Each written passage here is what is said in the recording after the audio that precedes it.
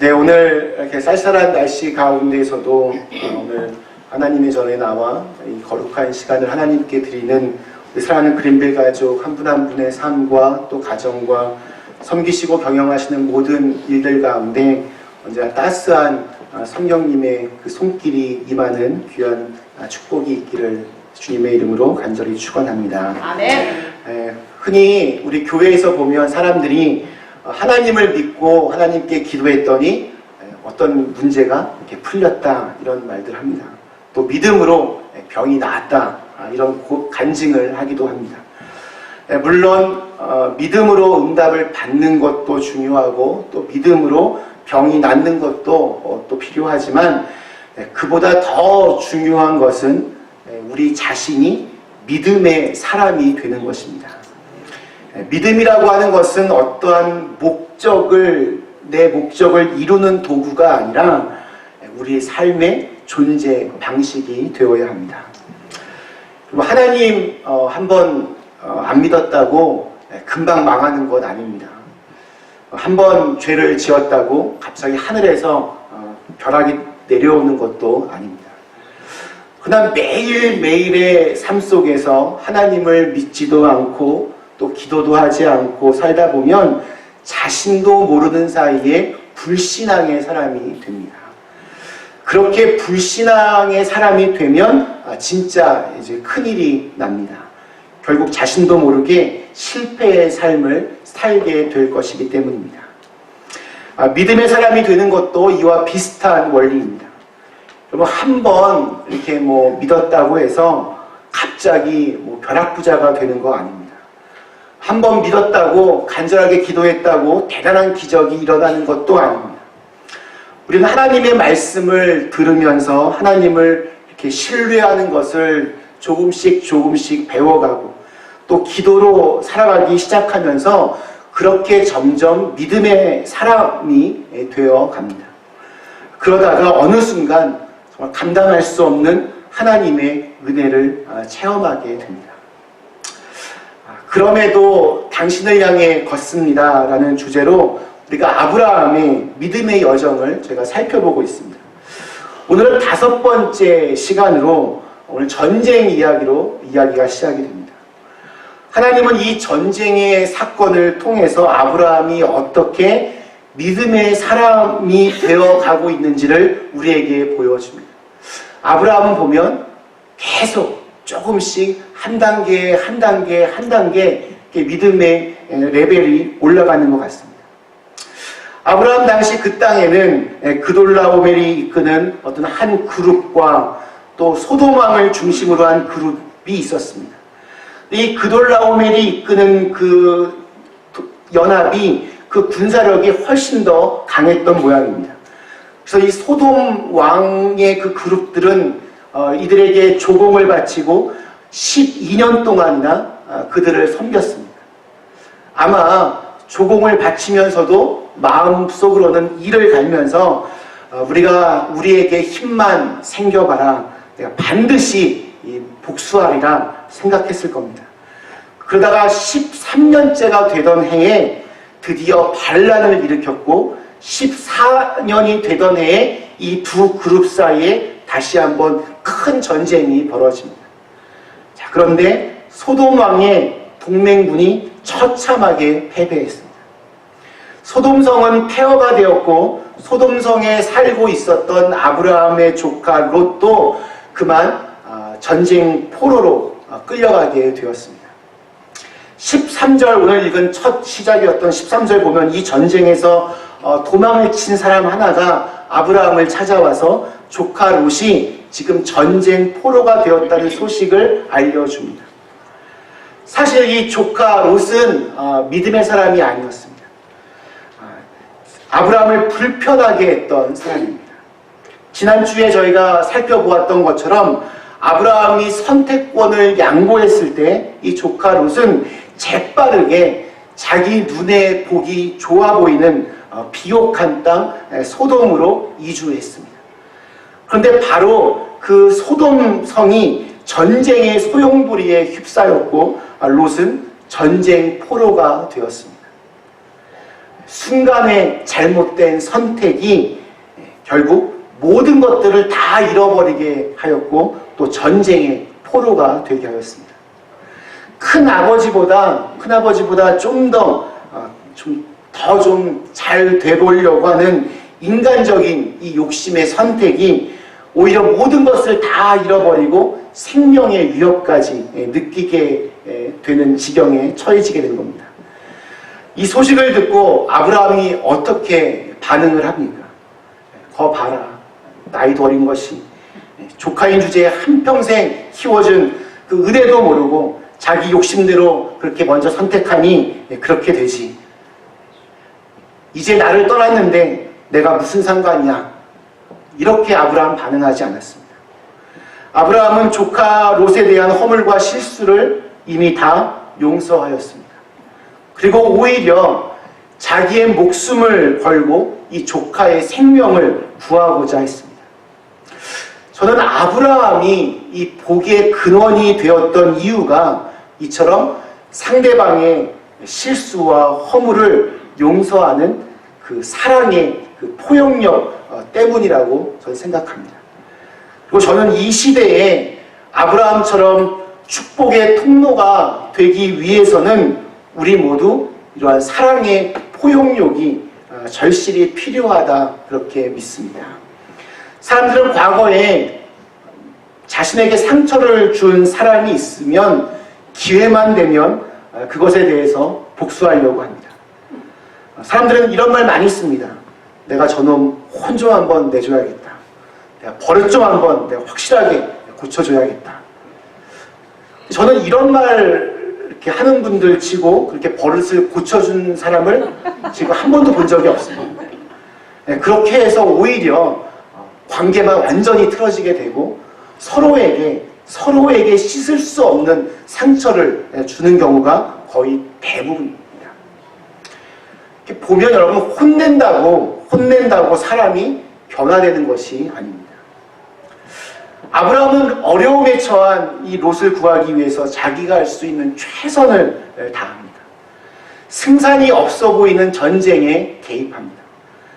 아브라함은 이 전쟁에 어떻게 개입을 하였을까요? 우리 14절 보면 아브라함이 그의 조카가 사로잡혔음을 듣고 집에서 길리고 훈련된 자 318명을 거느리고 단까지 쫓아가서 아브라함이 지금 이제 조카를 구하기 위해 데려간 병사가 자기 집에서 훈련한 318명이라고 그렇게 성경은 말합니다.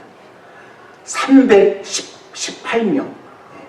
기껏해야 아브라함 집을 지키는 아마추어들입니다.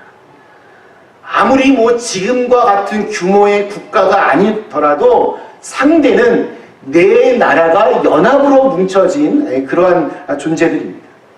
어떻게 318명으로 그것도 전문적인 훈련을 받은 것도 아니고 집에서 길리고 훈련한 사람들로 이길 수 있겠습니다.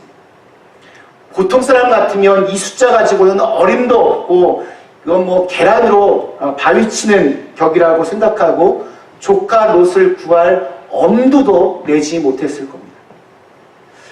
그런데 우리가 분명히 기억해야 될 것은 우리의 계산만으로는 하나님의 일을 이룰 수 없다는 것입니다. 물론 하나님께서 우리에게 주신 상식도 필요하고 이성도 필요하기는 하지만 하나님을 그렇게 내 상식에 내 머릿속에 이렇게 제한시키고 가두어 둘 수 없습니다.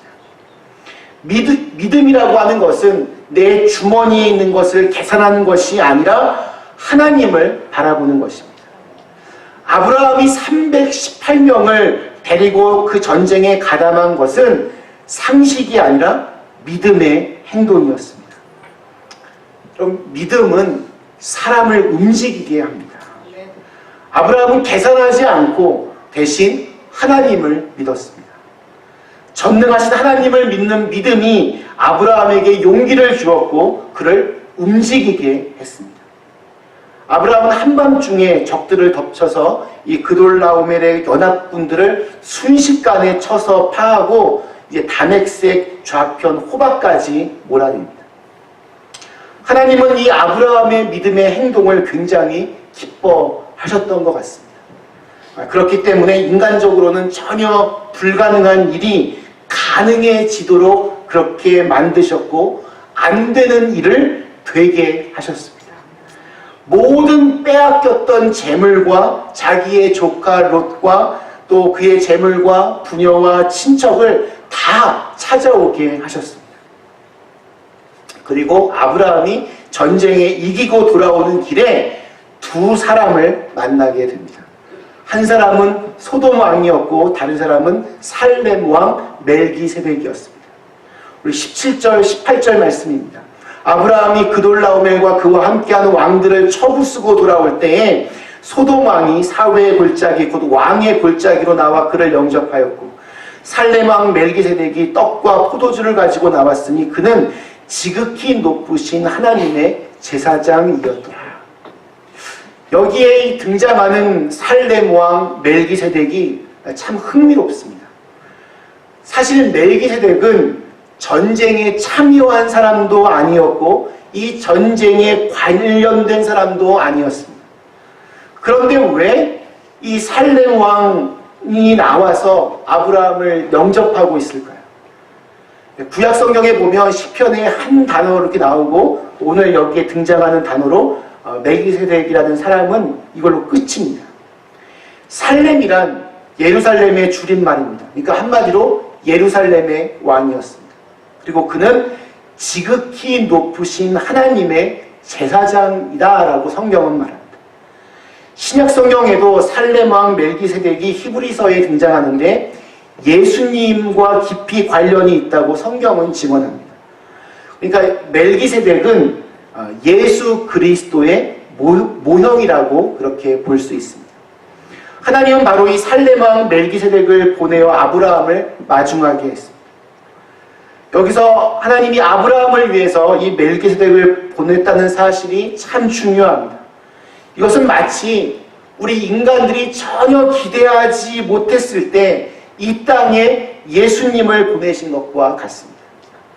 하나님은 아무도 예상하지 못했는데 멜기세덱을 아브라함에게 보내어서 아브라함을 격려하고 위로했습니다. 특별히 그는 떡과 포도주를 가지고 나왔습니다. 전쟁에서 피곤하고 지친 아브라함에게 떡과 포도주를 주었습니다. 그리고 아브라함을 축복합니다. 19절 20절입니다. 그가 아브라함에게 축복하여 이르되 천지의 주제시오 지극히 높으신 하나님이여 아브라함에게 복을 주옵소서. 너희 대적을 내 손에 붙이신 지극히 높으신 하나님을 찬송할지어다 하매 아브라함이 그 얻은 것에서 10분의 1을 멜기세덱에게 주었더라. 천지의 주제, 이 말은 하나님께서 온 땅을 주관하시는 분, 모든 사건의 주인 되심을 말하고 있습니다. 또한 너희 대적을 내 손에 붙이셨다라고 하는 말은 전쟁을 이기게 하신 분이 바로 하나님이라는 것을 선포하는 것입니다. 즉 아브라함아, 이 승리는 네가 잘나서 얻은 승리가 아니라 하나님께서 도와주신 거다. 하나님이 바로 내 승리의 원인이다. 오늘 너의 승리, 너의 성공의 원인이 바로 하나님이시다. 막강했던 그돌라오멜의 군대가 아브라함에게 참패를 당하게 된 것은 그 배후에 이 전쟁을 승리로 이끌어 주신 하나님이 계셨다라고 멜기세덱이 아브라함에게 깨우쳐주고 있습니다. 천지의 주제, 너희 대적을 내 손에 붙이신 하나님. 아브라함은 그때 비로소 이 전쟁에서 이긴 것이 바로 하나님 때문이었구나, 하나님께서 도우셨구나 깊이 깨닫습니다. 아브라함의 가슴이 굉장히 뛰었을 겁니다. 그래서 아브라함은 이 말에 아멘으로 응답하고 그가 얻은 것에서 10배 1, 11조를 멜기세덱에게 드렸습니다. 이 전쟁에서 이기게 하신 분이 하나님이시라는 사실을 깨닫게 되자 감사함으로 11조를 드린 것입니다. 성경에 보면 11조에 대한 이야기는 이 아브라함이 멜기세덱에게 드린 것이 처음입니다. 이 처음의 사건에서 우리는 11조의 정신을 배울 수 있습니다. 11조의 정신.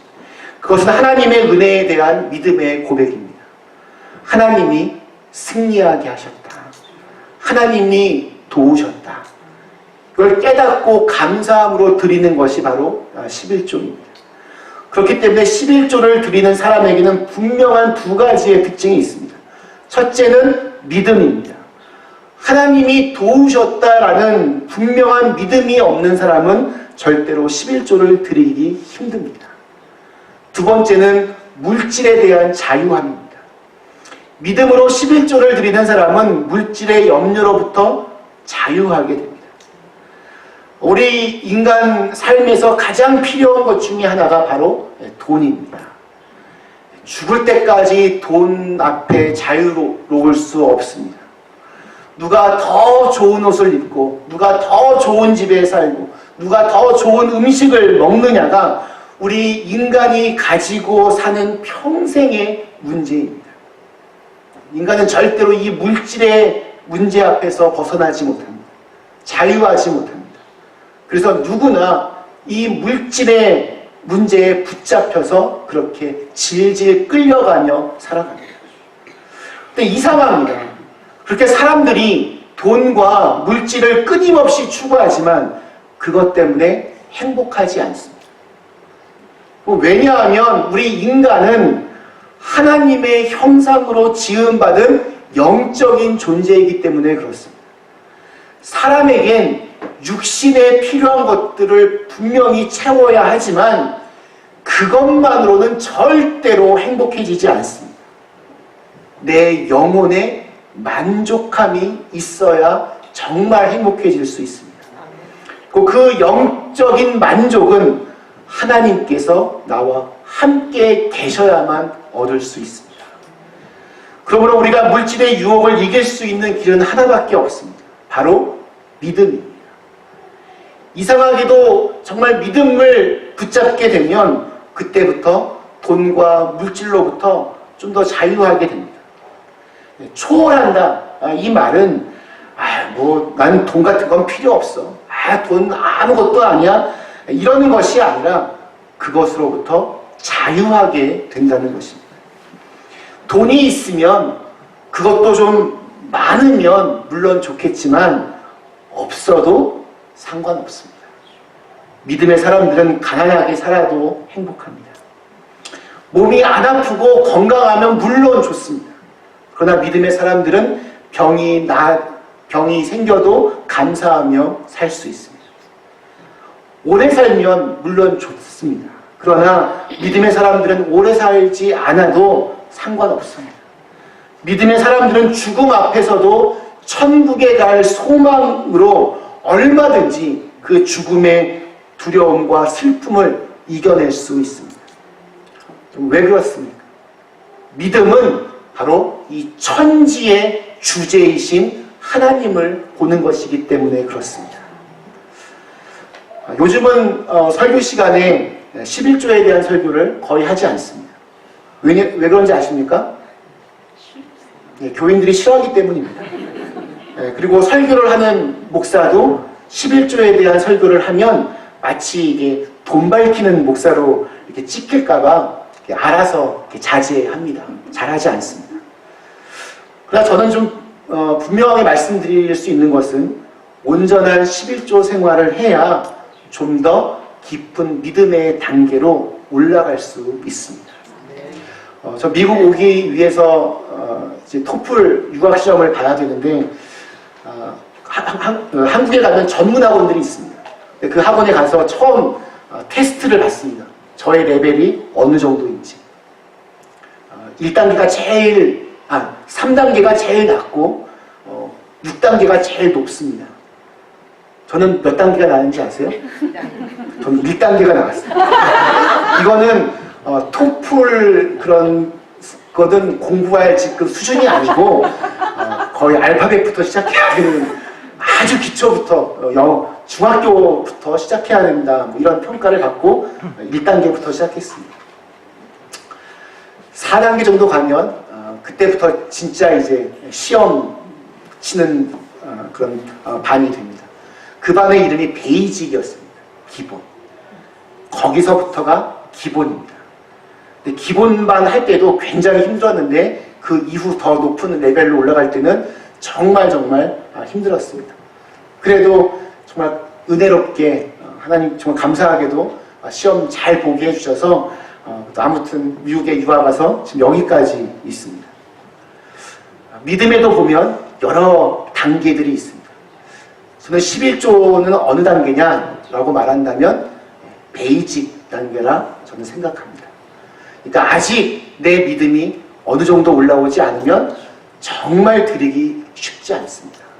내 소득의 10분의 1을 하나님께 드린다는 것은 말처럼 쉬운 일이 아닙니다. 그러나 베이직에 들어왔다고 해서 기본을 했다고 해서 내가 어마어마한 믿음의 사람도 아닙니다. 또 그 위에 많이 있습니다. 그 위에 많이 있는데 그거 말씀드리면 교회 안 나오실까봐 말씀을 드리지 않겠습니다.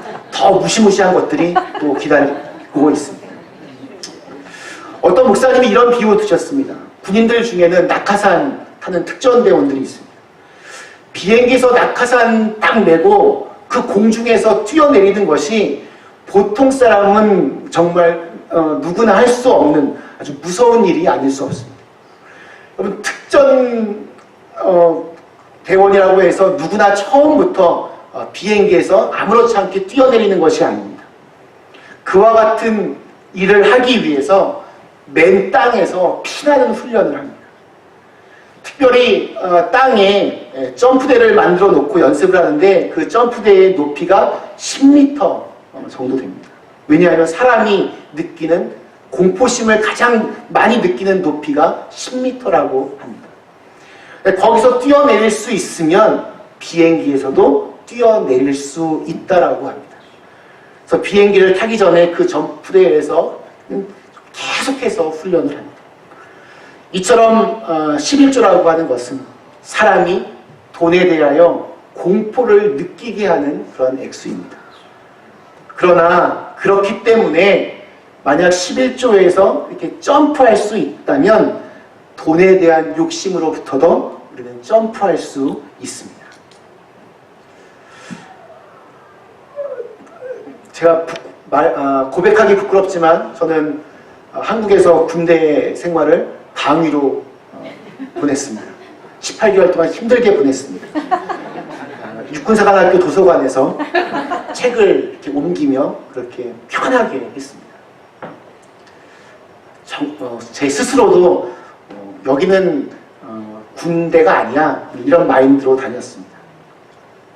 근데 저는 예수를 믿는 것만큼은 정말 특전대원처럼 여러분 믿으셨으면 좋겠습니다.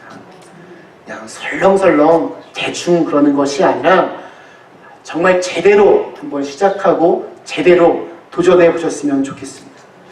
온전한 11조 생활을 하지 못하는 사람은 절대로 돈에 대해서 물질에 대한 욕심으로부터 자유로운 사람이 될 수 없습니다. 평생을 그 돈 뒷공무니만 쫓아다니면서 난 왜 이렇게 늘 부족할까 한탄만 하다가 인생을 마감합니다. 누가 제게 왜 11조를 해야 합니까? 물어보신다면 이렇게 대답하겠습니다. 11조 생활은 나는 돈을 쫓아가지 않고 하나님만을 쫓아가겠다라는 선언입니다. 올해 한번 좀 도전해 보시기 바랍니다. 당장 쓸 돈의 10분의 1을 미리 떼어놓고 헌금으로 드리면 정말 큰일 날 것 같은데 실제 해보면 그렇지 않습니다. 오히려 그렇게 늘 내 목을 죄어오던 돈으로부터의 압박감으로부터 여러분 자유로울 수 있습니다. 아브라함은 하나님을 신뢰하면서 믿음이 자라면서 물질의 염려와 속박에서 자유했습니다. 그래서 11조를 드렸습니다. 근데 더 놀라운 것은 아브라함이 소돔 왕과 대화할 때 나타납니다.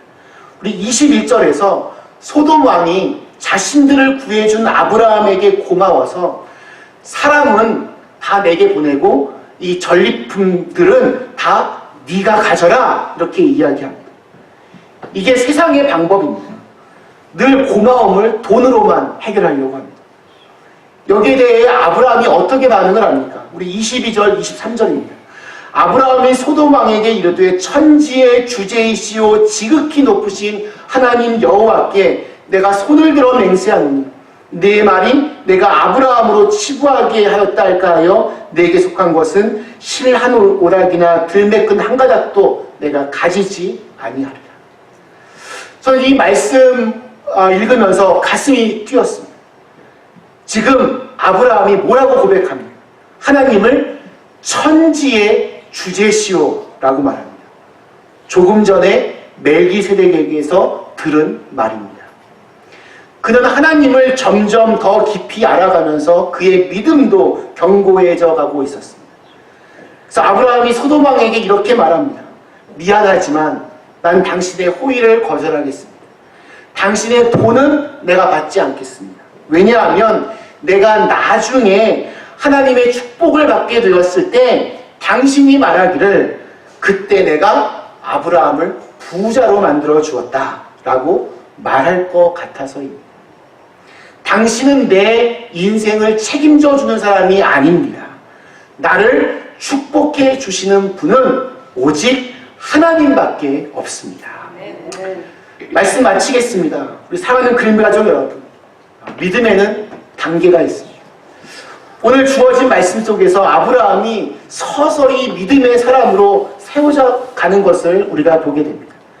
그는 집을 지키는 군사 318명으로 전쟁에 개입해서 그돌라오메를 무너뜨리고 승리했습니다. 그는 믿음으로 11조를 드렸습니다. 또 믿음으로 소돔 왕의 호의를 단호하게 거절했습니다. 아브라함의 믿음은 점점 더 분명해지고 선명해졌습니다. 하나님이 함께 계시면 전쟁이 나도 괜찮습니다.